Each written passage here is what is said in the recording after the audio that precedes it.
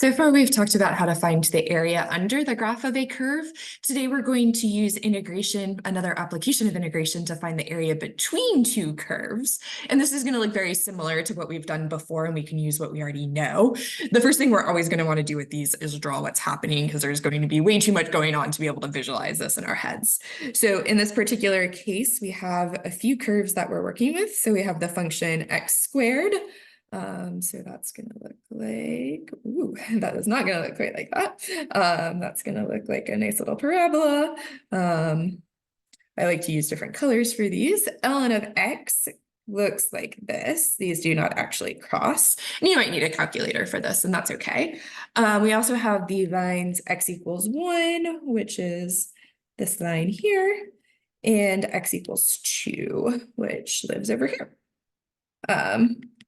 So the region that touches all four of those graphs is this little region in here. So that's the region that we're trying to find the area of.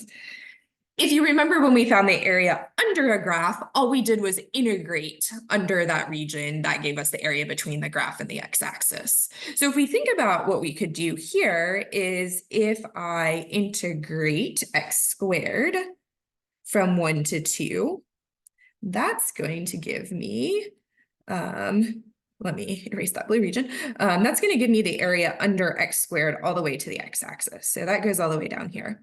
And that's like almost what we want. That's what we want, but it has extra stuff. It has this stuff. So we need to subtract out that area.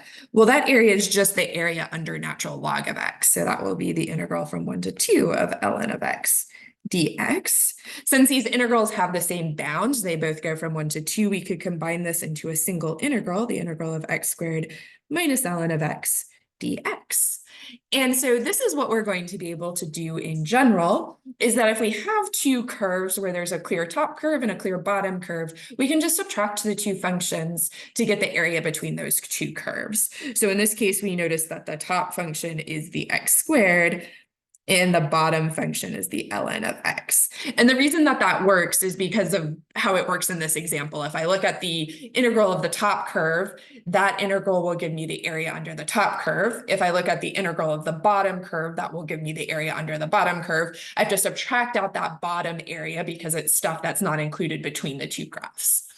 One way to think about this as well is to think about if I wanted to like approximate this, like I first did when I started finding area. If I was going to approximate this with rectangles, my rectangles would go from the top function to the bottom function. So the height of each of those rectangles would be the top function minus the bottom function. And the width of each rectangle would be a change in x values. I emphasize this a little bit because eventually we're going to rotate things and we're going to draw sideways rectangles. In that case, the width of the rectangles will be a change in y, which will make our integrals be in terms of y. So when I think about top minus bottom function, I always draw myself a little rectangle. I'd be like, okay, if I was approximating this area, what would that rectangle look like? In this case, it would go from the top function to the bottom function. So that's what I'm putting inside my integral. And the width of each of those rectangles would be a change in x values, and that's why I have a delta or a dx here. Okay, so that will become more important next class when we start doing things sideways. So in general, the area of the region bounded by these two curves, where f of x is the top function, is just do top function minus bottom function. Okay, and sometimes you have to identify what those are.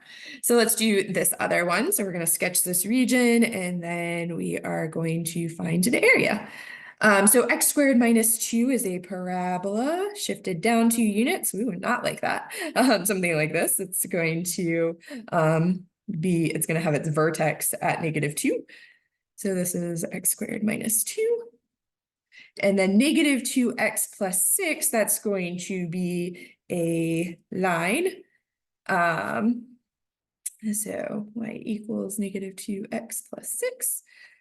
It's going to cross at 3, so my scale is not particularly good here. So we're going to graph this. It's oftentimes useful to look at the graph on your calculator on Desmos. So good to try sketching it by yourself first. Okay, so in this case, my top function is the red function, -2x plus 6. So I do top minus bottom. My bottom function is the x squared minus 2. Make sure that you put that whole x squared minus 2 in parentheses. Now I need to know what numbers I'm integrating from. In this particular problem, the problem didn't specify what those were. In the last problem it did, but here this region is going to be bounded by these intersection points. So we have to find those intersection points. This can involve a little bit of math. So we're going to set these two equations equal to each other to figure out where they intersect. So I'm going to have x squared minus 2 is negative 2x plus 6. Let's move everything to one side of the equation because this looks like a quadratic. So I'm going to have x squared plus 2x minus 8 is equal to 0. I'm going to hope I can factor that because I don't feel like using the quadratic formula right now. It looks like this will factor as x plus 4 times x minus 2 because I'm looking for two numbers that multiply to give me negative 8 and add to give me positive 2, and 4 and negative 2 work. So this will be equal to 0 when x is negative 4 and x is 2. So this x value is 2, this x value is negative 4. So we're going to integrate from negative 4 to 2.